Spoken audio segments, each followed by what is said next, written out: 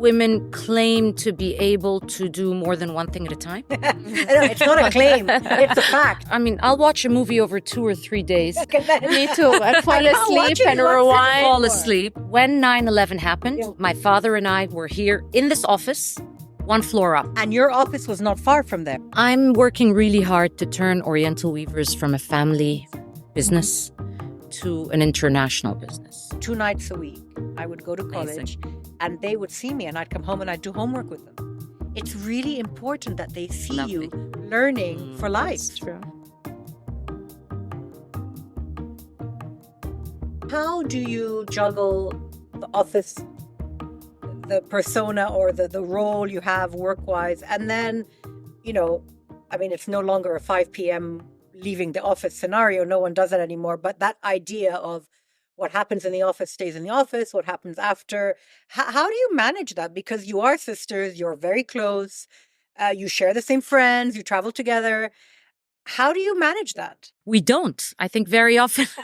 I do a bit more than Yasmine. No, And but wait. How do you mean? Very often we catch up on business-related topics in the plane. That's true. Oh, really? On the plane when we're Interesting. traveling. Because we don't see one another very often because Yeah. we're each in a separate professional life. So what happens is we have family lunch almost religiously every Friday. But then we have our children, we have my mother.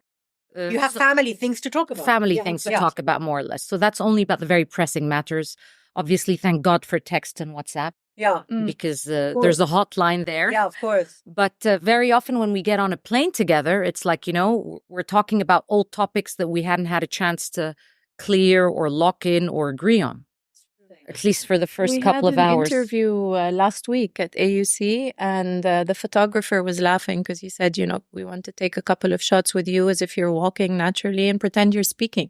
So he said, you're actually speaking about important topics. So it was quite funny. I guess also because your roles are so clearly defined at the office and you do have such clear, different remits, maybe there isn't that much overlap, exactly as you said. And so when you do meet to discuss it, you meet to discuss it. And the rest of the time, it's family related. We take each other's opinions about a lot of things. So even if Yasmine's not related to something that's happening at the British University, I'll call her and say, how do I handle this issue? And with her too, sometimes she'll say, do you have a contact in this ministry? So a lot of times she'll call the ministry that she's closer to or the person, and I would. But what I meant by that sometimes I am better at separating the roles is that, especially lately, I'm always telling Yasmine that she needs to take a break from her phone. If we're out, she's always answering her emails and busy responding to her emails. So I say, that's it. Just focus, enjoy your time. Be present. Exactly. But that's probably a result of your wellness journey. Exactly. Right. Your awareness of being in the moment. And I'm always sending her things. Sometimes she appreciates them. Sometimes she's not in the mood for that. I watched the video you sent me this morning. I sent her a video about Dr. Joe Dispenza and being present and, not getting overwhelmed with your future and your life. And for you, Yasmine, I mean, I've known you both for a very long time. But for me, you're always someone who puts her work before everything. That's how I perceive you. Obviously not before everything. Yeah. But it's 70% of your life. I actually believe that she may not realize it, but family for her comes first. When we lost my father, she became the pillar for myself, for my mother, for my brother, for the children. So I believe that for her, family comes first, although, of course, she is very focused on the business, but I really feel like it's more family. What is it like, first of all, to be part of a family business? Did you both feel growing up that this was inevitable, that you would have to join the business? Was it something you wanted? And then secondly to that, which is something that I just thought of now because of what you were saying, Yasmine, which is the idea of the work ethic. You both clearly have an extremely strong work ethic. Tell me a little bit about where that comes from. I think your father was a very driven man. Was that something he overtly imparted to you, or was that something you just saw and emulated? But see, I think growing up, we knew that it was inevitable and that we were expected to follow into the family business. So even though my father never put pressure on us, never dragged us to work on weekends or on holidays as students, I think we kind of knew, whether it was spoken or unspoken, that this is where we were going to end up. And that's exactly what happened to me. I graduated really young, at 19, from AUC in 1999, and I started working in Oriental Weavers without a very clear goal, without a very clear to-do. I felt like people were, looking at me saying, yeah, whatever she says, we're just going to have to do it because we have to do it. I think that changed with time as I, gained the respect and led by example and worked just as hard as they did. And were you proving it to your dad as well? My dad didn't like the fact that I went overboard, and he actually very often used to call me and say, go home now. And especially when I started my family and had children, he'd be like, Yasmine, you can't work these kind of hours, work from home, work a couple of days a week. And it became a source of stress for him and for me. And conflict, maybe. And conflict, exactly. He'd be like, why are you still there? Yeah. And he was an extremely loving person. So he used to call us at least twice a day, if not more. Yasmine, where are you? And so I used to dread the second phone call, which came later in the day, of Yasmine, where are you? Because you'd still be in the office. Because I'd still be, exactly, in the factory. So he would be very upset with me, and every day it was the same scenario. Interesting. He used to complain and say, you're not traveling enough, go shopping, enjoy your lives. And then he'd call me, complain to Yasmine about Yasmine before I started working. So Yasmine, let's move on to an interesting a turning point for you. Not really a turning point, but an area that you are focusing on. You discussed with me how dealing with changes at work and how to move into a new way of managing caused a bit of friction with certain people, with people who had been here many years, decades, who had been used to working in one certain way. And you, as a young person with your own ideas, wanted to implement certain changes, new directions, new philosophies of work. Tell me about that. I'm very interested in that as a way of taking the company forward. Right after my father's passing, around end of September, October 2020, I had to be named chair or president of Oriental Weavers because he had passed and that was his title for the group. And taking over a listed company, not being my father with the charisma and the political connections he had and knowledge he had, scared me. I thought, this is a publicly listed company that I'm going to have to handle, going to have to apply a lot of corporate governance, which we were on our way to implementing, but had not fully implemented.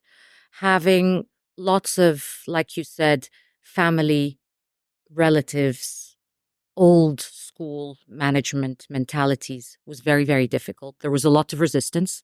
That resistance came from strangers and came from family members. Strangers outside the business. Strangers outside the business, strangers inside the business. You mean non-family? Non-family. Yes, yes. And it came from family. And I've always been someone who tries to lead by example. So for instance, this is not correct. It's not ethical. So we're not going to do it. And I'm not going to apply it on you, Malak, until I apply it on myself, Yasmine, or on Farida, until I apply it on others.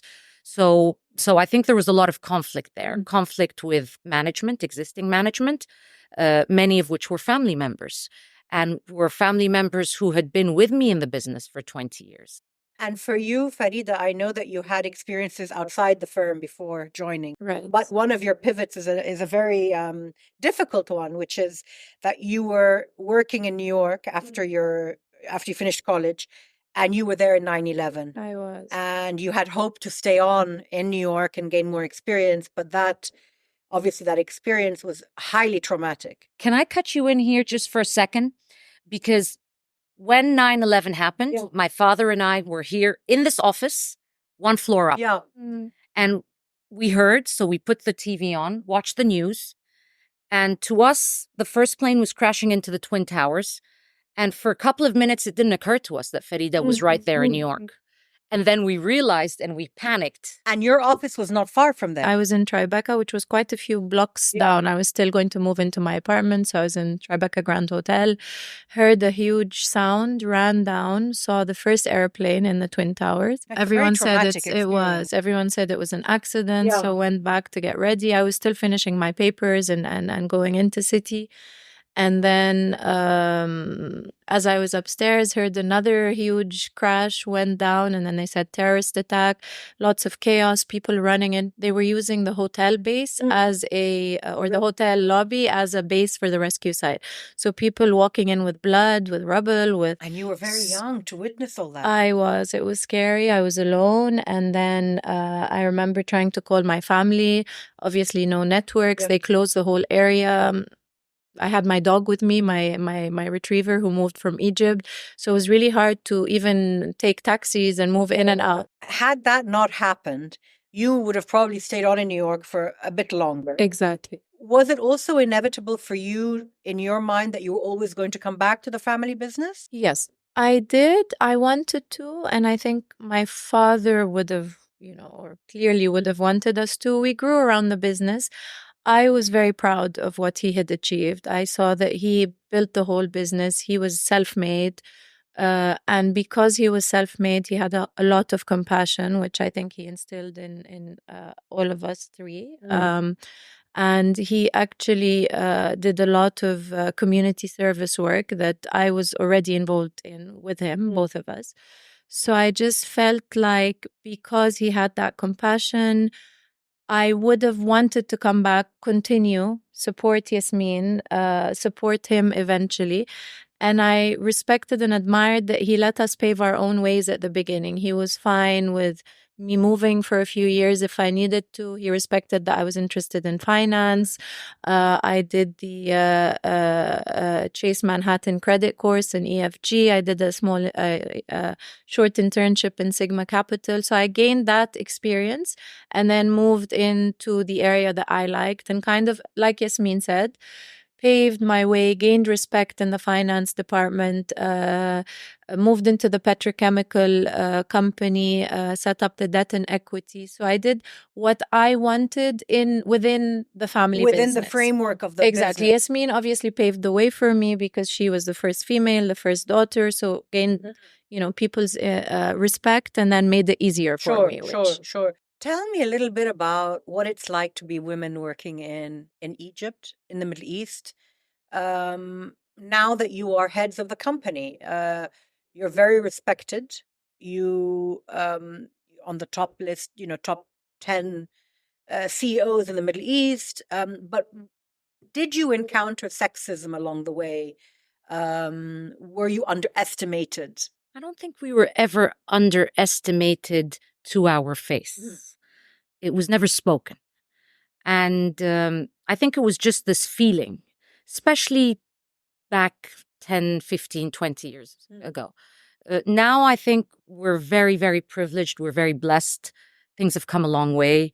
I think it's a lot of women now have made it in the business world in Egypt and in the Middle East, and that's really helped us. I like to think that we were among some of those younger generation ladies. Pioneering also. Yeah.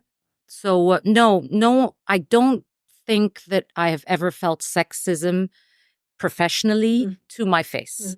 I think I always felt it was subconsciously hidden, but I've never had to confront it blatantly. And you, Farida? Nor have I Same. actually. Again, maybe because the sectors or the functions that I was in, whether it was banking and finance and investment banking, were a bit more Had more women, open-minded, more women.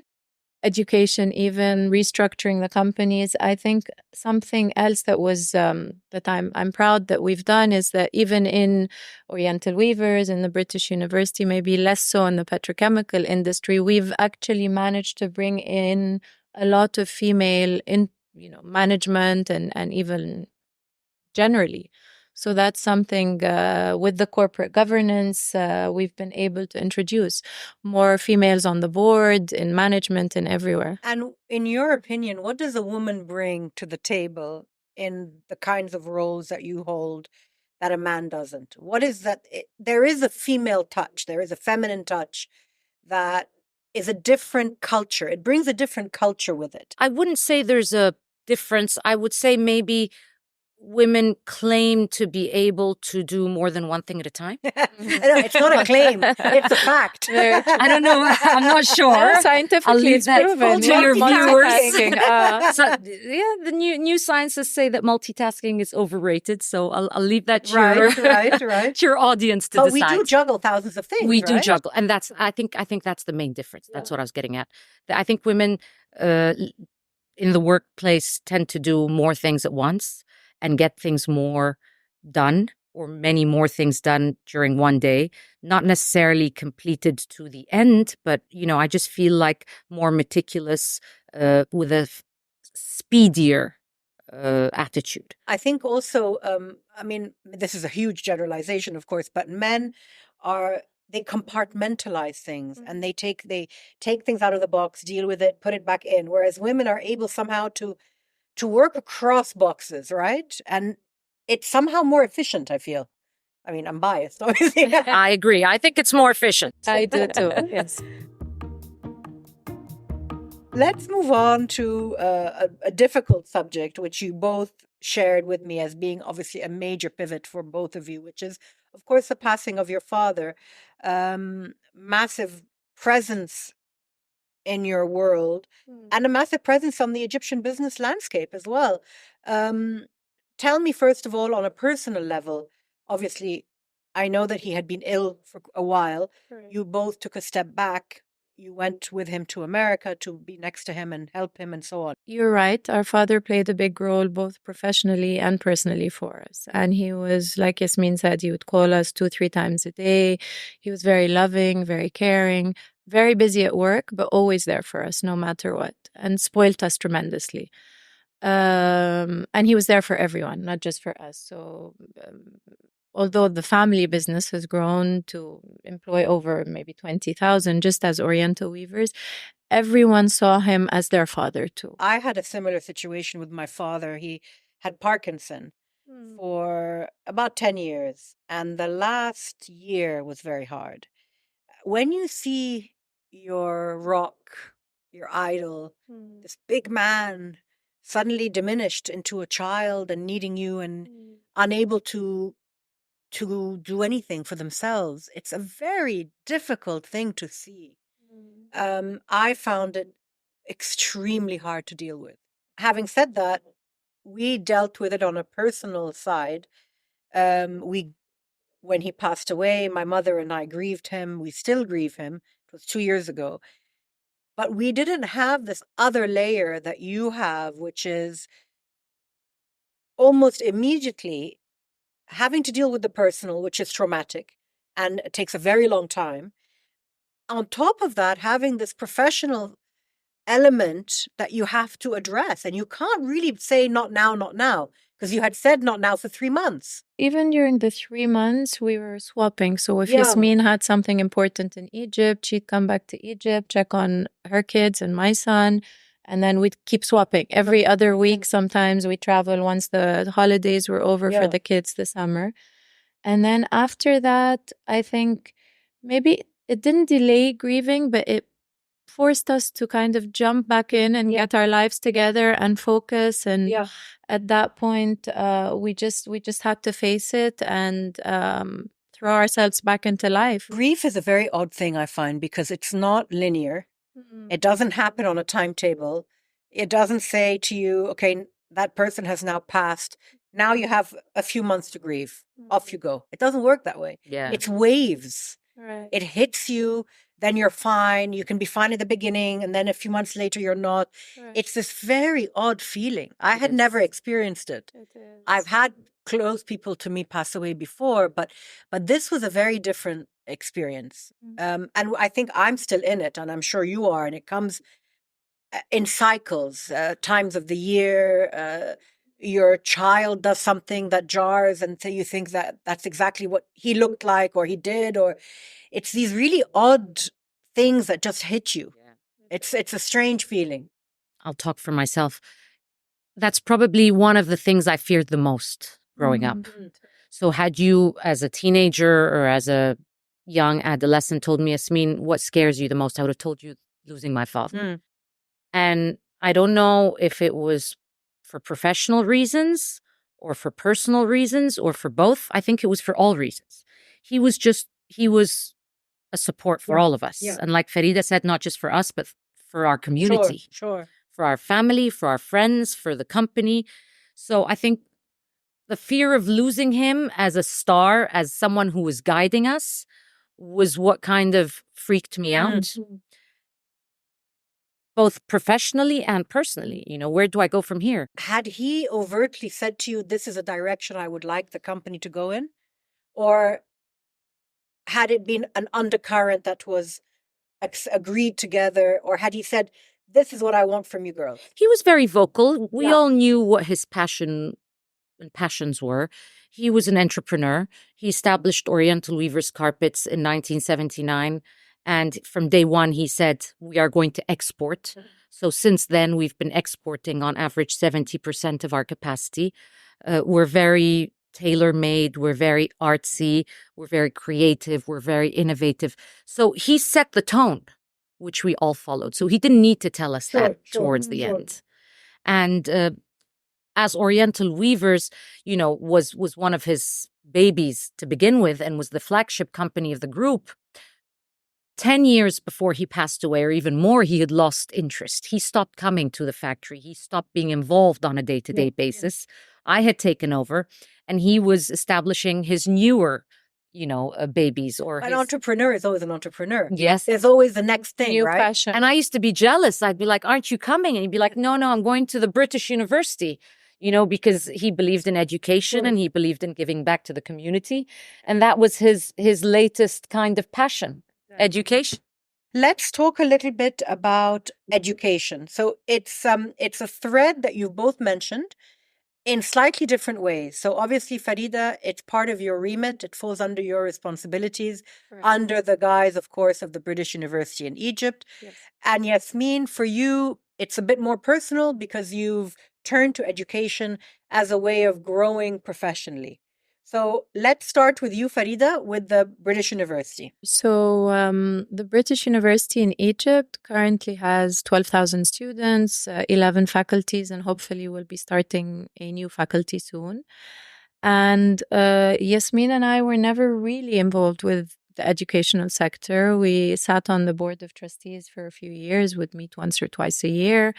And my father was very passionate about education and offered a lot of scholarships. And the reason he set up the British University in Egypt is that he wanted to offer Egyptian youth opportunities that he didn't himself have. He was very passionate about it. So when he passed, the board voted that I would step in as the chair of board of trustees. And it was difficult because I had just lost my father, already a very, very difficult time for me. And Had you been involved with him prior to that with the university? Slightly, but not as much as the petrochemical Right. industry or Oriental Weavers or anything else really. So I knew a lot of the board members. I became, I think, a board member before Yasmine, so it was kind of natural that I step in and started to get to know the management, started to understand the sector more, which was a new world for me. Decided I needed to change management if we were to continue growing and to be able to compete with all the new international branch campuses that were opening in Egypt. So I started asking around who would make sense, who should come in as a new president, identified someone, brought in new management, new board of trustees from the sector, also headhunted some people from different, higher education sectors. And it's been very interesting. It's been actually taking up satisfying line of work, extremely. right? I'm very proud of what my father had already achieved, but kind of modernizing and just seeing so much change, and the restructuring has been very exciting for me. And I'm always amazed by the talent in Egypt. We have such a highly educated population with a thirst for knowledge and a thirst for improving and Right. there is that pool of students are there, and they just need opportunities. They really You do. know? They Yeah, really do. yeah. And what we've been doing is kind of rebranding and or introducing more UK partners. So students from the British University graduate with a certificate from the UK. And our most recent partnership is with Manchester Metropolitan University. So any student who graduates from the art and design faculty actually receive a certificate from MMU, Interesting. which is So that's like a comparable diploma. exactly. And previously, most of our faculties also receive Yes. different Yeah, certification yeah. from the UK. And you, Yasmine, how has education played a role for you? It's slightly different to Farida. Completely different. I've been someone who's very, very involved in the operational side of the manufacturing of floor coverings and carpets. And in 2022, I decided that I needed a fresh perspective. I needed to really go back to education so that I could come back and make a change, make a difference, become a more effective leader. But was there an area that you felt that you were lacking? I started to see that we as a company and as an organization, which had become 45 years old, needed change. So I did some research and I found a 1-week-long program in Harvard called Leading Change and Organizational Renewal, which is exactly what we needed. Exactly what you wanted. Exactly what I needed as a person, as a leader, and what I felt Oriental Weavers needed. So I took off, went to Harvard. My 2 teenage children thought I was nuts. Said, Mama, are you really doing this by choice? I said, yes, absolutely. It's so good for them, by the way, to see you doing that. Yes. You know, I went back to university. I was 43 and I did a master's at AUC 2 nights a week. I would go to college and they would see me and I'd come home and I'd do homework with them. It's really important that they see you learning for life. That's true. I read so many case studies in that 1 week. I used to call them at home and say, you know what? I've been reading for 5 hours and I still have another 3 case studies to do. It was amazing. And I went on my own. You were excited by it, right? I was super excited. I went alone. Really enjoyed it. Challenging, but challenging, difficult, fulfilling, completely foreign in terms of ideas and thoughts. And I was, taking notes and send them back to directors here in the company about different things. The following year in 2023, I went to INSEAD and I did competitive strategy, which was also very interesting. And now I'm looking for my next one. So one a year. I'm trying to do that, but they're short. Yeah. They have to remain short. You need to get that burst of inspiration, of renewal. I think it's exactly. I think it's very important because you have this balcony view. You can actually step out and look. And we have a superb team managing Oriental Weavers now, so I feel more and more comfortable and confident that that change is definitely happening and that I don't need to be there. What is next for you in terms of the business? Is there a path you want to move it along that wasn't there a few years ago? Is there a new direction you're looking at? The world's become a completely, challenging place with all the challenges happening with the supply chain, with the pandemics, with everything happening, that we're really looking for the next big thing. Is AI a factor for you? AI is a factor for us, and we're definitely toying with it now. It's still very, very early stages for us. Would it mean fewer workers on the shop floor? It would mean fewer workers in certain things like graphics, like planning. Definitely not in manufacturing, because manufacturing is going to remain manufacturing. But yes, on the long run, yes. But I was thinking more of our product, and a lot of products in the world have become commoditized. Right. So we as a team leading Oriental Weavers into the future are really thinking, what's the next big thing? What is this breakthrough innovation that's going to take us and make us really And you have from what I was reading, you have a pretty comprehensive, sustainable approach. Absolutely. Sustainability is one of our values, and we take it very seriously. And so that's probably an area for growth as well. It is. Right? Yes. Yeah. And you, Farida, what are the areas that you see might, move faster in the future? Around education too. So we're finalizing a partnership or having a foreign investor come into the university. We're looking at what's next. We're studying the possibility of a medicine faculty, which entails building a hospital.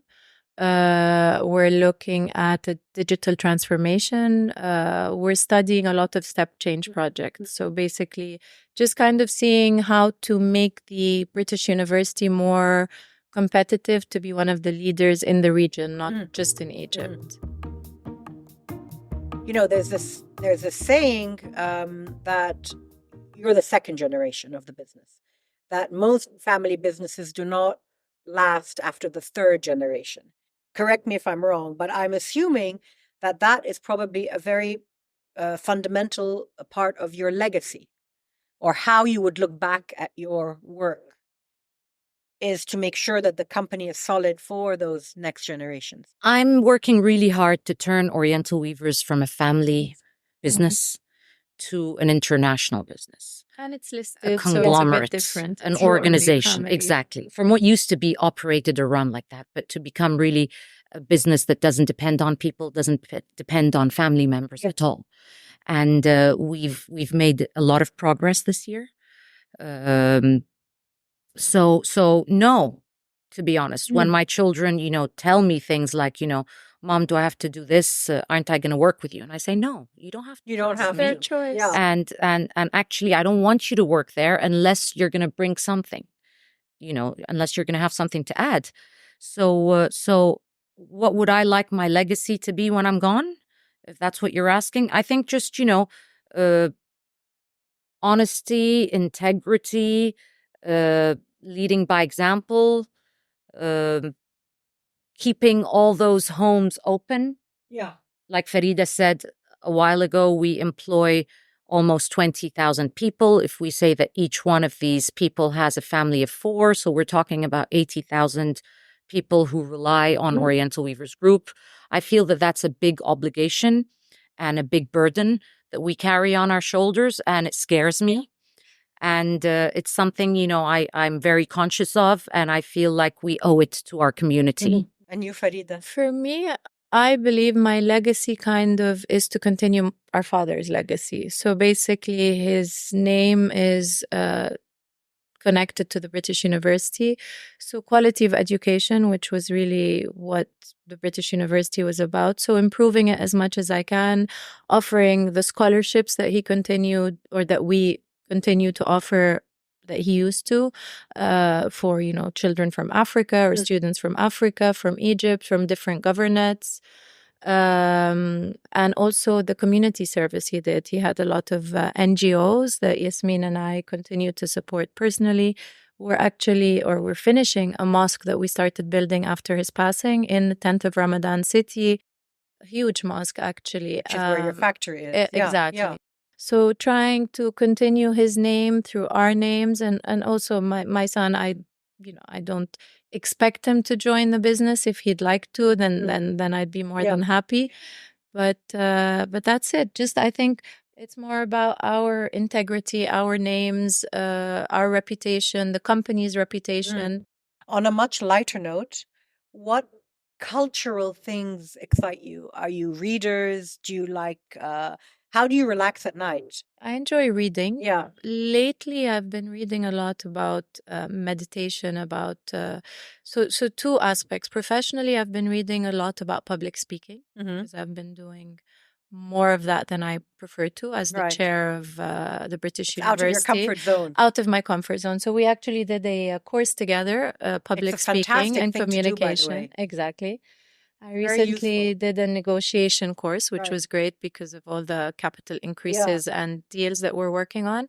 But for my wellness journey, I've been reading a lot of Dr. Joe Dispenza books. Is there one in particular that stands out? There's one actually that I'm reading now called called Breaking the Habit of Being Yourself. That's amazing. Another one I read was Becoming Supernatural.